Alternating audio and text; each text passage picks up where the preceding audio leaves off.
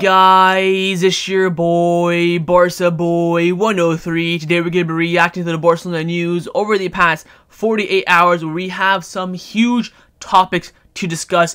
Deco pretty much gives Barcelona's plans for the imminent and the future as well from now until 2027, especially for key summer signings. 2025, this upcoming summer, the main objective for Barcelona will be to sign a left winger, and Fabrizio Romano has told us the two left wingers in which Barcelona are thinking about signing. And in 2026, the main target will be a striker, and Laporta is working to sign Erling Haaland that summer, especially with us returning to the Spotify Camp Nou and elections taking place that year as well. We have some big injury updates around all the players that are injured right now: Ferran Torres, Araujo, Christensen, Lamine Yamal. And the big one being Ansu Fati, injured yet again. He's been injured more times this season than minutes played on the pitch. Some other general updates that we do have around the club: return to FFP, Cubarsi being called up for Spain national team. And finally, this kind of videos kind of circles around Deco's interview with Mundo Deportivo, where he was very blunt and gave Barcelona, the Barca fans, basically a game plan of what he wants to do over the next few years in regards to the 4 key renewals in Pedri, Gavi, Araujo, and Frankie. What's the targets for 2025, targets for 2026, and the targets for the summer of 2027 as well. But before we get into it, make sure you guys smash that like button down below. Let's try to get to 200 likes on this video. It would be very much appreciated. Also, if you are new, make sure you subscribe down below if you haven't already, and let's get into it.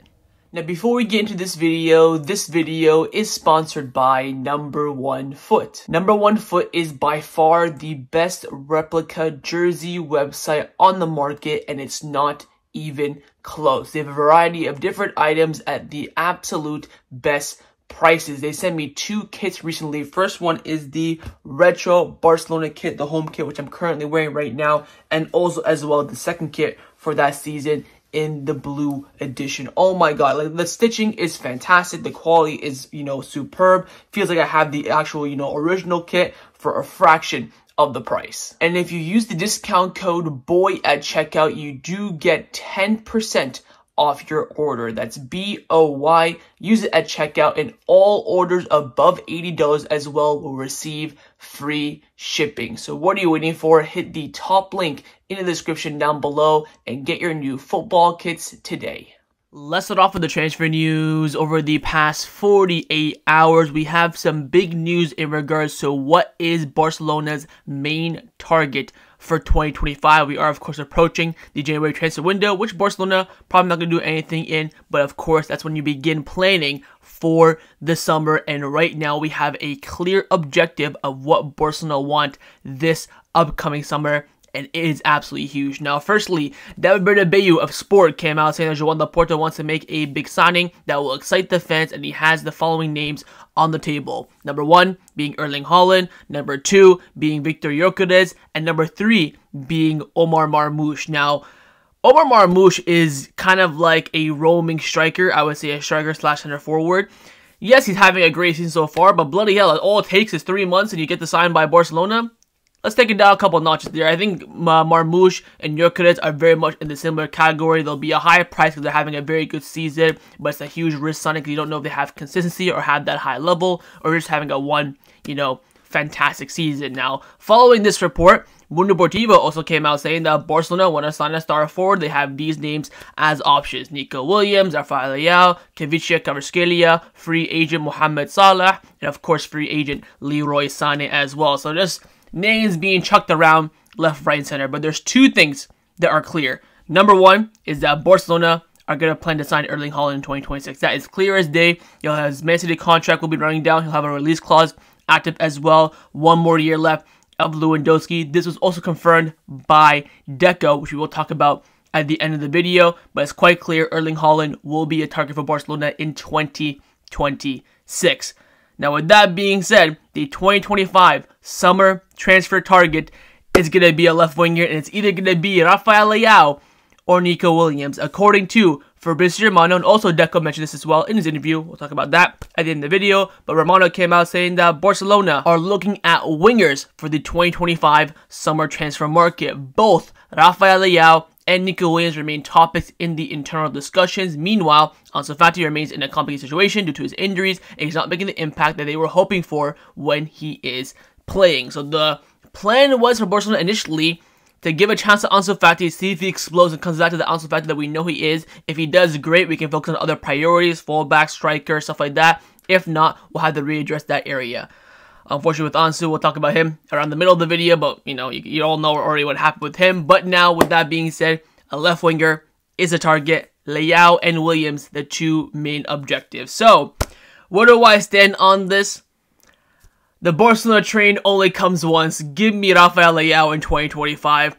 I think it will come down to the logistics, not more so the personnel. If we're being completely honest, Rafael Leao is the better player. I think he's at a higher level, at a more consistent rate. To be fair, Nico Williams right now this season is having an absolute stinker of a season so far. Of course, he's a prime example of, you know, Omar Marmoush this season or Victor Gyökeres, where he has a fantastic year. And then this season, we're seeing the real true level of his quality. I think he has like a couple goals and a couple of assists. That's it. I don't even think he's broken 10 GA yet this season. So that shows his level on a consistent rate. Or it could be having a downward season after having so many games last season. That could also be an option as well. But we'll see how both players end the season. Nico Williams is going to cost you around 60. Leao is going to cost you around 80. That is the big turning point. Are you willing to spend 20 million more on Leao? I don't think we'll have to pay too many agent fees to Jorge Mendes, as we're already up his arse with basically half his clients being involved around Barcelona. So that could maybe be a bypass as well. Bringing in maybe a Portuguese player, something a little bit different than bringing yet another Spanish player into Barcelona. To be honest, I'm kind of cool with either, but I would side on the fence of Rafael Leao right now. Because again, Nico Williams, you had your chance last summer. Like Deco Laporta told you, the train only comes back once, and I hope they do stick to that model. Of course, if we can't get sign Leao, too complicated, too much money, then we go for Nico Williams. That's a different perspective, but I think we should be targeting Rafael Leao first. But there it is, Barcelona's transfer target for this summer. The main one will be the signing of a left winger that we should have done last summer. It's going to be happening in the summer of 2025 with Leao and Nico Williams, the two main options to reinforce that position. Now, a signing in which the manager Hansi Flick is very keen on is the signing of a free agent in Jonathan Tah. Now, according to Bild in Germany, Tah's only options right now for next season as a free agent are Bayern Munich and Barcelona, and Flick is pushing for Barcelona to sign Jonathan Tah. Again, we talked about this at the end of August, beginning of September, and I still have the same stance. The only way Jonathan Tah comes to Barcelona is if we sell center backs, whether it's Eric Garcia, Christensen, Araujo does not renew, Koundé, Cubarsi, whatever it is. Right now, with our center back department, there are no signings needed. I even say even if one leaves, like an Eric Garcia or a Christensen, we don't really need that many replacements. If two leave, then okay, we could open the door to sign someone else. But that's the only way I see Tah coming, is if someone else leaves. I see a lot of people on social media saying that, oh, sell Christensen for 50, he's injury prone. Sell Eric Garcia for 15, replace them both with free agent Tah.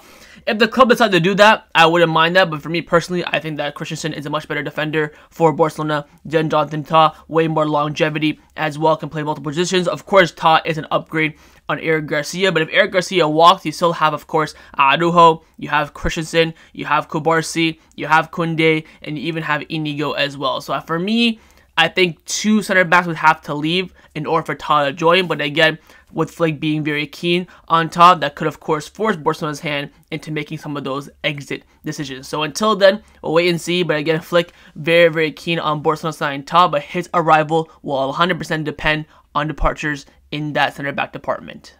Now, another area in which Barcelona could end up strengthening this summer is the goalkeeping department. Very unlikely, again, we'll talk about why in the end of the video in Deco's interview, but we are being linked with Lucas Chevalier from reports coming in from France, saying that Chevalier is a goalkeeper which Deco has on his list among many other goalkeepers as a potential signing for Barcelona this summer. The little goalkeeper has done very well this season, had a man-of-the-match performance against Real Madrid in the Champions League as well. We'll see how he develops this season. We'll also see how his price will be once they'll have a set asking price for him this summer, as other teams will be wanting goalkeepers as well. But for now, it is quite pessimistic around Barcelona in regards to signing another goalkeeper, with the club still betting heavily on Ter Stegen. But if we do though, Lucas could be a good option for us.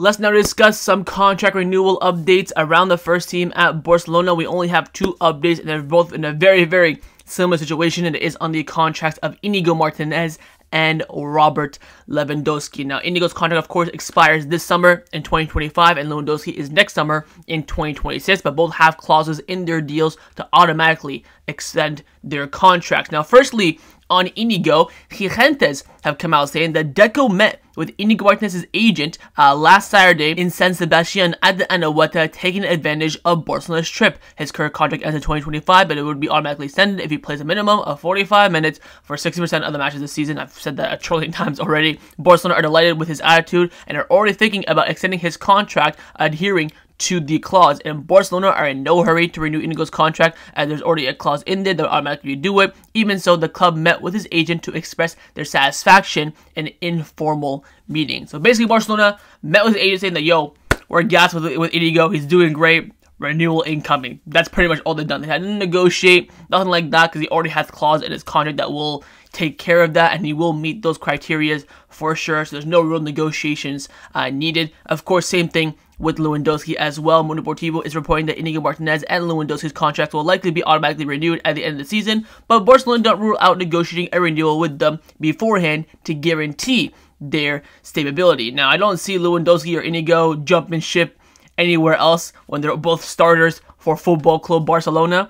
But of course, in January, Inigo Martinez can legally negotiate with any team outside of Spain for a new deal as a free agent, but I doubt he will. Lewandowski, of course, cannot. He's not going to be a free agent until next summer, 2026.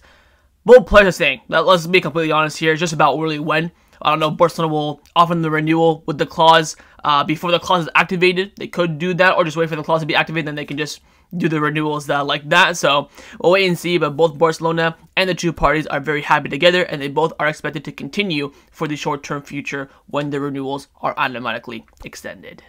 Let's now discuss some of the injury updates around the first team at Barcelona. On paper right now, Barcelona have a lot of players injured, about 8 or 9, but of course a lot of them are expected to be returning in the imminent future after the international break, and some hopefully before the end of the year. First one, Andreas Christensen, who we barely have gotten updates on since he got injured in August, but Sport has come out saying that Christensen will not return before the month of December. Wow. So he won't be back in the next 2 weeks, apparently. So that's pretty much as we expected. I think he will come back somewhat in the month of December, hopefully to training, maybe get the green light before the Christmas break. That'll be fantastic. Again, being fully fit, ready to go for the January month for me and my eyes for Christensen is absolutely key. We'll wait and see how things do develop. The next injury update is on Ferran Torres. Quite a positive one. He is expected to be available to Hansi Flick immediately after the international break, according to Sport. Right now, he's in the final stretch of his recovery. We're seeing Barcelona put some clips and pictures of him training with the first team week in, week out, so he should get the green light post-November international break. I believe he got injured at the beginning of the October international break, so about a month's time makes sense, because he got injured against Alaves, which I believe was the last game for Barcelona before the October international break, so about a month's time makes sense. So he'll be back, and it's very important that we have Ferran Torres back, because, ladies and gentlemen, it has happened again.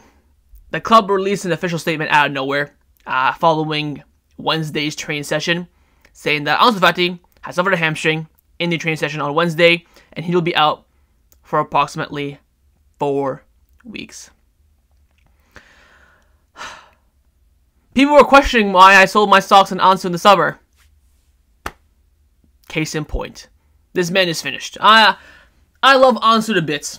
He was a player that came in 2019 and brought some spark and light after what happened the season before at Anfield and the Copa del Rey final. He came in, gave us that spark to the new seasons. You know, his debut against Betis, score against Valencia, the header against Osasuna. Of course, the start of Koeman's season where he was banging it. I mean, he was something else. He was unbelievable. But since the Isamendi tackle, by the way, I pray for his downfall, Isamendi. Screw him. Got the surgery, got the same injury again, but didn't want to do the surgery, and he did the conservative treatment, and that is where the injury relapses do take place. Jaime Miguel from AES came out saying that Ansu Fati's strings of muscle injuries is causing concern within Barcelona. His decision not to have surgery back in 2022 has ended up being a mistake, and this is why you listen to the goddamn doctors at Barcelona. Same thing's gonna happen with Frankie de Jong. I can see the future. He should have had the surgery in the summer. Didn't want to do it. He's gonna come back conservatively. He'll have some knocks here and there. He's gonna have an injury-prone season. Then the summer they're gonna say, oh, he should have had the surgery. Surgery is always the best route. Now, I understand with Ansu Fati at the time. He had a big surgery. He was out for a year. Did not want to do it all over again. I understand the decision at the time. But in the end, you had to put your career first over your fears of recovering. For those who haven't sold their Ansu Fati stocks, get selling because this man is not going to be succeeding whatsoever at Barcelona. I've seen a lot of reports about him leaving in January, stuff like that. Look, there'll be no ins and no outs for Barcelona in January. We might sell Eric Garcia if we get a good offer. That's pretty much it. We're stuck with Ansu Fati for the rest of the season, and we'll wait and see if he gets some sort of moment, but I have absolutely zero faith in him, and I think Barcelona will let him go in the summer. This man, by the way, don't forget, is on 150,000 euros per week. Remember, he got that big contract in 2022 when he came back after his year off. Ansu Fati hype, Jorge Mendes' agent, Bordi Fati twerking in the media, blah, blah, blah. We gave him the contract, deserved it at the time, but now it's time, I think, to pack his bag, so it is what it is, man. It is what it is. Now, finally, we do have an injury report coming in from Fernando Polo at Mundo Deportivo, giving updates around the majority of the injured players. He came out saying that Hansi Flick expects Araujo to return around the middle of December.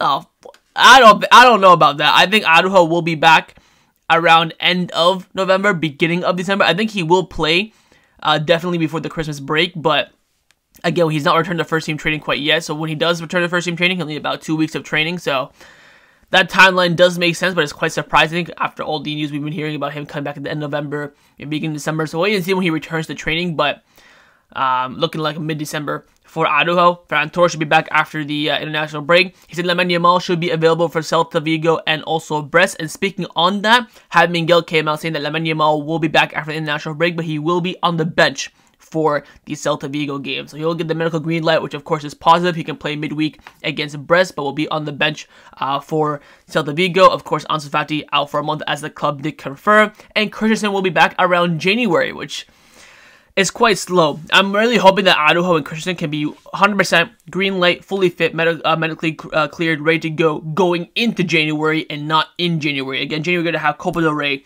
Super Cup, La Liga, Champions League. You're going to have about 9 games probably that month. Going to Saudi for the Super Cup, then coming back and going to a 5th division side in the Copa del Rey. A lot of traveling, a lot of movements. That's where you really rely on your squad. So hopefully they'll be fully fit for that moment and not going into that moment still need to get match sharpness. So we'll wait and see on that. But those are their injury reports. Again, majority of the players will be back after the international break. Eric Garcia, Lamine Yamal, Ferran Torres. We're probably going to get in December, I would say Araujo, Christensen, and Ansu Fati's return. Let's now discuss some of the news surrounding Barcelona over the past 48 hours. First up, a bit of some negative news, I would say. That is Pau Cubarsi has been called up to the Spain national team following the injury of Pau Torres of Aston Villa.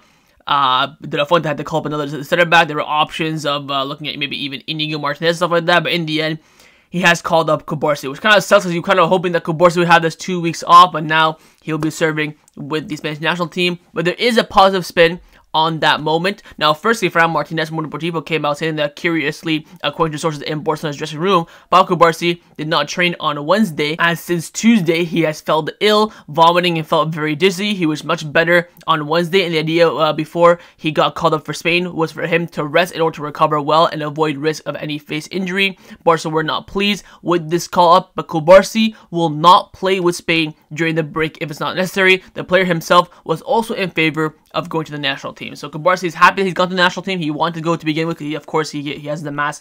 He can play. Barcelona, not too keen. But again, with Cubarsi, most likely he will not play for Spain. He'll be there for training and stuff like that. So that's no real problem to per se. Again, if he stayed at Barcelona, he would have gotten a few days off. But instead, now he's going to be training with Spain. But it's unlikely he will feature. Maybe he'll have a 10-minute cameo from the 2 games at the absolute max. Now, following that call-up, Fran Martinez also came out saying that the argument that Spain having selected Pau Cubarsi ahead of Inigo Martinez is the coach De La Fuente is working with Leonard and Laporta as his starting center backs, with Vivian as the third option, and he's testing youngsters ahead of the 2026 World Cup when Inigo will be 34 years old. Inigo was included in De La Fuente's squad list in March 2023, but has not returned since. He could return in the future, but that doesn't seem like an option now as they have to think about the future. De La Fuente always had Pau Cubarsi in mind before he suffered the facial injury, and when Cubarsi played the entire match against Sociedad with the mask and felt comfortable, he was selected to replace Pau Torres as the injured player. So that's why Inigo Martinez is not really getting called up, because there's no longevity with Inigo. He's just in a good moment right now. To be honest, that's better for us. Our best center back, probably one of the best center backs in the world, getting rest up, ready to go to,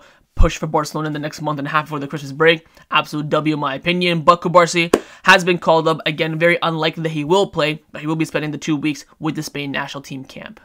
Now, following Barcelona suffering an abundant amount of injuries over the past few weeks, the question now is, who will Hansi Flick call upon in the subsidiary team to come into the first team to cover for those injuries? There is the option, of course, of Tony Fernandez. Sport came out saying that Hansi Flick sees Tony Fernandez as the best option and best position as a false right winger. The forecast that he will recover from his injury in 3 weeks once he's fully fit. Hansi Flick can consider him as an alternative to Lamine Yamal when he needs rest. So for the right wing, if Lamine Yamal is tired, needs rest, or injured, Hansi Flick sees Tony Fernandez as his, first alternative option. So not, moving Rafinha to the right-hand side, not putting Ferran Torres out there, maybe Pablo Torre or Fermin Lopez. His first option is Tony Fernandez. Now, of course, we did not see Tony Fernandez against Sociedad because Tony Fernandez right now is injured. He'll be back around the beginning of December. He had a 3-week injury. It's been about 2 weeks of it now, so that's why we didn't see him. But get ready to see a lot more Tony Fernandez when he does recover from that injury, because he could be that backup option right now for the Lamine Yamal. To be honest, I think he is better than the likes of Fermin, Ferran. So I would still favor Rafinha a little bit over Tony, but if Tony's the best option, so be it, and have a crack at it. Another option on the wings could, of course, be Dani Rodriguez. Mundo Deportivo have come out saying that Dani Rodriguez is almost recovered from his injury as well. He's said to become a key player for Barca Athletic, and he could even become an option for the left wing position for Hansi Flick as well. So if maybe Rafinha goes down injured, Dani Rodriguez could be a good option for me. In my opinion, if Lamine Yamal is injured, I'd much rather put Rafinha out on the right and Daniel Rodriguez off on the left. I think I was very impressed with Daniel Rodriguez over the end of last season, also in summer as well during the under-19 Euros. Of course, got a 3-month injury in July. Should be back very, very soon. So give him some time to get back to full fitness. But I see him as a very good option as well. Just put him on the left, have Rafinha out on the right instead of relying so much on Tony Fernandez, who's very, very young and still needs the time to, grow. Where Daniel Rodriguez is kind of already growing. We gave him that, renewal in the summer as well. Let's reward him with a call to the first team. So keep your eyes on those two options. I think they could be great options for Barcelona as well. And that's why we don't really have to go into the market right now, especially in January, to go and twerk for a winger to come in when you have these youngsters as options. Now, there also has been reports about filling for coverage in the right back position. According to Ferran Torres from Sport, the coaching staff believes that Marc Casado can cover the right back position if needed to give Jules Koundé a rest. Now, I saw this, and to be honest, I got a little bit pissed off because I'm thinking, the fuck? What about Hector Fort? Is Hector Fort just playing Monopoly? Is he playing table tennis? Is he playing Fortnite? Like, what's going on here? Why are you playing Casado as the backup to Jules Koundé when you have a natural option in Hector Fort? Of course, Fort is injured, Koundé is injured. Sure, have a crack, put Casado there, whatever. But if Fort is fully fit, ready to go, why is Casado being put ahead of him? Casado needs rest, first of all. So if we're gonna play Gavi or De Jong, Pedri, Olmo from in the midfield, and want to give Casado a rest, he should be sitting on the bench watching the game and recovering, not being chucked in at right back to cover for Koundé. Makes no sense. The report also said that, Casado is the next Sergio Roberto. What the fuck does that mean? Roberto played at right back because the club didn't think there were any good options on the market, and Luis Enrique backed him to play that position for one season. All of a sudden, he got shifted into right back completely, and he's bouncing between right back and midfield. Sure, he's a utility player, same with Casado. Does not really mean you rely upon him in that subsidiary option, in his backup position option. If Fort is injured, Balde injured, Koundé, you have no one, sure, put Casado, no problem there whatsoever. But when you have natural options there, you rely on them first. Hopefully that is the case. Maybe this report just means that Casado can do a job at right back, because, Flick put him there for about 4 minutes against Sociedad. Oh my god, he's an option there. Oh my god, Roberto 2 Like, we need to calm the frig down. So that annoyed me a little bit. Hopefully that's not the true case. I'll tell you this right now. If Flick wants to rotate Koundé and I see Casado playing there ahead of Ford if he is fit, I will be absolutely gobsmacked. Now, staying on the topic of youngsters, of course, Barcelona are still developing a lot of youngsters very, very well. And there's, of course, one key name to look out for, and that is Baba Kamura, who, of course, is the younger brother of Elias Moriba, and according to Mundo Deportivo, he is a rising star right now at La Masia, playing with the juvenile B side. He's known for his versatility, excelling as a center back in a pivot or even as an interior. His technical skills, calmness under pressure, the ability to switch roles makes him a player to watch out for. At just 16, but was already in talks with Barcelona to get his first professional contract, and his potential is undeniable. So again, I think the two main ones right now, below Barca Athletic are of course Baba Kamara and also Samu Numoku, who's doing very, very well for the juvenile A side. I believe he has like 5 goals and 4 assists this season in 10 games. He's doing absolutely sensational. He's again another winger and forward coming up. Those are the two main talents that I would look out for. That's of course outside of the Barca Athletic bracket. So of course, Kamara doing fantastically well, and you probably will see him, I would say,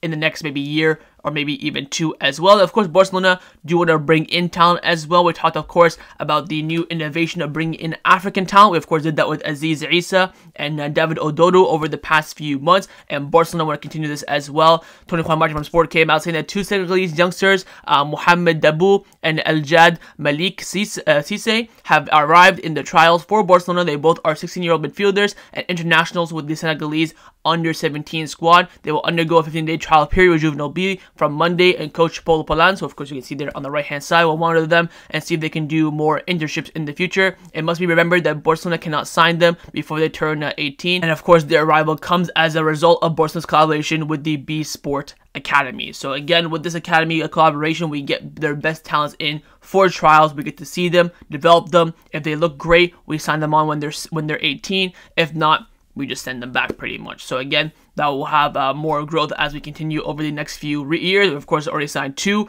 of them from the last one. So hopefully we'll have more of these to come in the future. Now, we also have an update on FFP, of course, following the new historic deal with Nike. The question now is, how much do Barcelona need to get back into the 1-1 rule in regards to financial fair play in La Liga? Again, Barcelona are very, very close. Only a few details are left. Now, Renewal have come out saying that, of course, the Nike deal isn't magic. There's still some work to be done to get back to the 1-1 rule, and Barcelona's financial problems, in brief, is mainly with Barca Vision. Barcelona sold the Phantom Crane, known as Barca Vision, formerly known as Barcelona Studio, for 200 million euros 2 years ago. Of this amount, only 20 million came in at the beginning, while the remaining 180 was divided into 3 installments. The first payment of 60 million in June 2023, only 20 million of that arrived. The second payment, worth 60 again in June 2024, was not paid whatsoever. And the final payment, of course, was just quickly in June 2025. For the other 60, the predictions are that it will basically never come in. Now, how much of this imaginary lever is left now? So, of course, the 20 million was initially paid. Another 20 million was paid by Liberal. The other 25 was by Amermac, which manages the club's catering services for the next 25 years. However, this amount will not be fully calculated in Barcelona's budget in one go, but will be spent over the course of the 25 years. 10 million was also paid by another company, meaning that Barcelona have so far collected 55 million of the 200 million needed. So 145 million euros needs to arrive. And if Barcelona can cover this remaining shortfall, the club will be able to be in an excellent financial position. So essentially, to return back to the 1-1 rule, fully fit and fully healthy, ready to go, we need about 145 million euros. That's because, again, the Barca Vision sale, the Liberal absolutely flopped, didn't pay us whatsoever. But according to different reports as well, only 50 million is needed to return to the 1-1 rule this summer. So 145 to be permanently in the 1-1 rule forever. That will be good as long as we keep the books all balanced. But 50 million is needed to have that registration space for this summer. So wait and see what the club does over the next few months. Again, hopefully some sponsorship deals can be coming through to get this 145 million arrived as soon as possible. To get the whole 145, honestly, is pretty easy. Just do a couple of deals worth, 20 to 40 million euros. Maybe 3 of those will be completely fine. But again, doing it, negotiating, find the best collaboration, of course, getting paid as well. Because we did this, of course, with Liberal, where we found a good deal. We did it, we signed it, and it just never ended up paying us. And again, Barcelona will be suing them and taking them to court as well. So keep your eyes out for that. But again, we're getting closer and closer to returning to the 1-1 rule. Again, the Nike deal is very, very big, and it takes the majority of the work, but still a little bit to be done. Now, the final topic that I want to discuss for an end off this video is in regards to Deco's interview with Mundo Deportivo, where he sat there for about 8 to 10 hours and just blabbed all day, all night. I took some of the key quotes I want to discuss from this interview. Of course, talked about a lot about the logistics and looking for targets and how to grow Barcelona and blah, blah, blah. Of course, he talked about some big stuff, contract renewals, player signings in the future. let's get cracking because it gives us basically clear indications on what Barcelona's plan is over the next year. Very, very clear. Firstly, on the renewal of Frenkie de Jong, he said, look, it's a normal process. He's a top quality player. We are working on contracts, also considering our limits, and we keep working in silence on that. That is my plan. So he's saying with Frenkie de Jong's renewal, everything's on track. Everything is normal. He's a top quality player. The club wants to keep him. Let's see how things turn out. He wants to work in silence. That's kind of been his main theme of this interview, staying low-key, not giving too much. He wants to kind of work behind the scenes and just, you want to just see breaking news. The renewal is done. He doesn't want to see increment like, oh, talks are going well, talks are progressing, talks are advanced, then done deal. He'd rather just go quiet, deal is done. Now, following this quote, Lavanguardia has still come out saying that Barcelona believe that Frenkie de Jong does not want to renew his contract and wants to walk for free in 2026. Again, we'll wait and see. Again, Barcelona do have the power right now, but once summer 2025 hits, that's what will be, basically D-Day for Frenkie de Jong. Do or die. So Deco right now saying that everything is on track with him, and also on track with Araujo. He was asked on Araujo's contract that, look, I imagine that Araujo wants to be part of what the next few years will be like at Barcelona. We're working on it, but it's important that the players' ideas also fall in line with ours. We know what we want, but also depends on the player as well. So a bit more on the fence with Araujo, saying that we want to keep him. He's a top player, but that really comes down to what he wants and what we want, and if we're on the same path. Not looking not looking good, bruv, as I would say about that. Look, we'll wait and see. Again, the reports in the media have been very positive on Araujo, saying that all talks have progressed over recent weeks. I asked my source about him about a week ago. That I had the sources in February, and he said to me the same thing. They said to me nothing's really changed since then. There've been more talks, but still kind of in the same stance. So we will wait and see. But again, basically Deco here saying that as long as we have the same path, we have the same ideas, he will end up renewing, and he is a top player, but it comes down to what Araujo wants himself. So again, a bit more on the fence, and this is what Deco wants to do. He doesn't want to give, too many clear indications. He wants to, like he mentioned a lot in this interview, work in silence. But he's been a bit more blunt about other players' renewal. First one being Gavi. He said that Gavi's personality is everything that Barcelona wants. He's a special player. He's only 20, but he looks like he's 26 or 27 years old. Like Pedri, I imagine he also wants to continue at Barcelona, but I want to see him for many more years here. When a player wants to stay, the deal will be done. So basically saying that Gavi has communicated to Barcelona that his intention is to stay at Barcelona. Now it's about to fine-tune the deal, the figures, the length,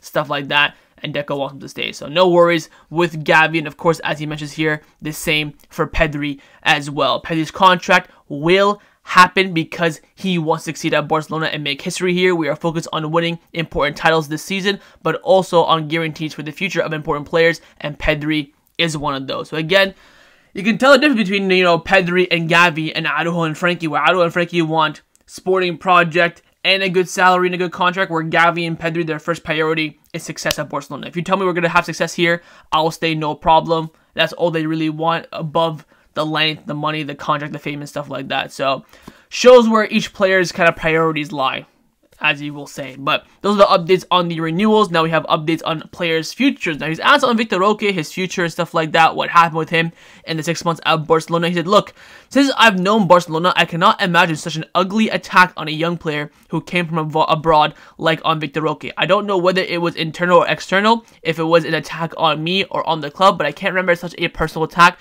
It was very malicious. It hurt me a lot to see him in that situation. It's none of us, it's no one's fault really. He suffered, but now I'm happy that he's enjoying and scoring goals at Betis.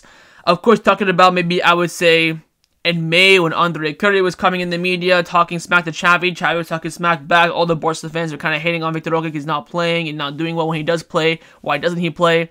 All that stuff Deco was quite surprised by. Now, he did, of course, talk about Victor Roque's deal to Betis and also his deal with his previous club, saying that, look, Victor Roque came in January only because Xavi asked for his arrival after Gavi's injury, as we already knew. No surprise there.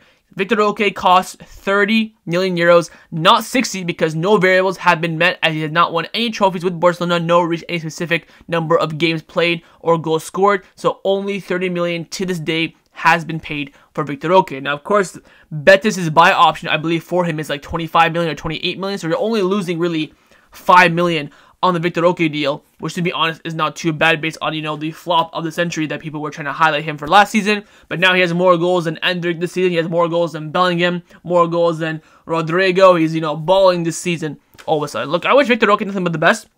I don't think he will return to Barcelona because, again, Betis do have a lot of the power now. Barcelona do have a buyback option, so you're going to end up spending more for Victor Roque, which kind of makes no sense for Barcelona. I think Barcelona will let him walk and maybe bring him back in the future if he's of the level. If I'm being completely honest, that's how I see it. Because if you buy Victor Roque for 30, sell him for 25, then buy him back for 35, you're going to end up spending a net more of 35 million euros. So really, you're basically paying 5 million for him to go shine at Betis and come back, which is a bit dull, I would say. And plus, with other striker targets coming in, I think we will see. I don't think we'll see Victor Roque come back to Barcelona, even in the future. Maybe in the future we'll see him, but in the next year or two with this loan deal with Betis, I don't think we will see him. But I think everyone got the. I think that everyone now is in the position where we're kind of happy where we're at. But we'll wait and see. Of course, the future, no one can really predict it. Now, he does, of course, talk about the striker position. Now, the reason why I bring this up is, as I mentioned in the beginning of the video, the reason why a left winger is the main priority for Barcelona this summer is because Deco mentions that a striker right now is not really seen as a priority. He was asked that Lewandowski is getting old. Have you thought about maybe replacing him? Is there recruiting a number 9 striker one of your priorities for the future? And Deco said, it is not a priority because we have to focus on this season. Of course, we have to work. We have to do work for the future. But if we work too much on the future, we forget about the present. We have to think about what we should do now and not about what we should do later on in the future, because what happens this season can affect the future. My hope is that Lewandowski continues at the same level that he has shown. For me, he is one of the best professionals I've ever seen in my life. And it's not a coincidence that when he is here today and when he has scored goals, that all the goals that he has scored at this level when he's 36 years old, I think it's very difficult to find a striker like Robert Lewandowski today. There are only 1 or 2 at that level. Maybe Haaland or someone else is at that level. There are not many of those at the level available, but we won't be obsessed with finding a new striker because we are currently focused on Robert and what he can do right now, and we're very happy with him. Basically saying that only one that can really replace Lewandowski is Haaland, and Haaland's not available in the future. He'll be available more in the imminent future. So this is Deco telling me left winger 2025, striker 2026. Then asked again, is Haaland an option for the future? He said that we first have to say that if Haaland is what we want in the future, that is the big question. We don't know yet. Today, we did not meet with any striker because we have Lewandowski. And when it comes time to making that decision, I have to make it because I'm at the club and I will see what the options are. I think there's not the right time right now to talk about any players at the moment. So again, saying that, first of all, we have to decide if we, as Barcelona, want Haaland or not. And then we can, see what happens. But right now, we're very happy with Lewandowski. So again, clear as day here from Deco telling Barcelona fans, left winger 2025, striker 2026. And there you have it there. And also, goalkeeper. This is going to be the final part here of Deco's interview. We, of course, talked about Lucas Chevalier at the beginning of the video being an option, but being a very unlikely option because Deco is doing nothing but back Ter Stegen in the media. He was asked on new goalkeeper. He said, look, right now, no, our priority is Ter Stegen, who's under contract with Barcelona for the next 3 years. We will not sign any goalkeeper to replace Ter Stegen. Only goalkeepers to come and bring him competition. If I was Diego Costa, I would not join Barcelona as a backup. We are not working on signing Diego Costa. Twat for 3 more years, man. Bloody hell, I cannot with this. So basically he's saying here that they're going to back Ter Stegen for the next 2 years at least. And if we do sign a goalkeeper, it's someone going to be coming in to be a backup for Ter Stegen. That's going to be the objective. So, a big goalkeeper like a Diogo Costa or a Dibu ain't going to happen. And again, another reason why a left wing is a priority for Barcelona. We usually thought maybe around October, oh, we need a goalkeeper way more. Ter Stegen sucks. He's going to be out for a year. Will he be the same goalkeeper coming back from his knee injury? Deco is basically here telling us left wing 2025, striker 2026, goalkeeper when Ter Stegen calls it quits, pretty much. That is what he's telling us in this interview. This is going to be the main project for Barcelona, the main plan. Again, what I'm talking about here, I'm talking about big signings. So we might sign, fullbacks, stuff like that, here and there. But big left wing in 2025, big striker 2026, 2027 probably a big goalkeeper. That is the plan right now for Barcelona. That concludes Deco's interview. Again, what I really liked about Deco is how blunt he is to Barcelona. I respect that a lot because I don't want to sit here and dilly-dally and predict and stuff like that. I like the straightforwardness from him, and he's made it very clear in his interview. Araujo, De Jong might renew. Gavi and Pedri very happy here. Roque kind of flawed, but you know what? He's happy. We're happy now. No Haaland in 2025. It will be 2026. And no goalkeeper for the next 2 years because we back Ter Stegen. That's pretty much the summary of Deco's interview with Mundo Deportivo. So that was my reaction to the Barcelona news over the past 48 hours. Hope you guys enjoyed this video. If you did, of course, make sure you drop a like down below. And of course, in the comments down below as well, let me know your thoughts on everything we did discuss. The main thing I want to first do, of course, is your thoughts on Barcelona targeting a left winger as their main priority in 2025. Do you agree with that or not? And of the two of Leao and Nico Williams, who would you go for? Secondly, on Haaland being Barcelona's main target striker for 2026, do you agree with that? Or would you rather go for Gyökeres this summer, or maybe Omar Marmoush? Thirdly, your thoughts on Ansu Fati. Have you given up on him or not? That's really what I want to know. And finally, your thoughts on Deco's interview, being very blunt, giving those updates on those 4 key renewals as well. And of course, make sure you guys subscribe down below if you haven't already. And I will see you guys next time on the channel. Take care and Forza Barca.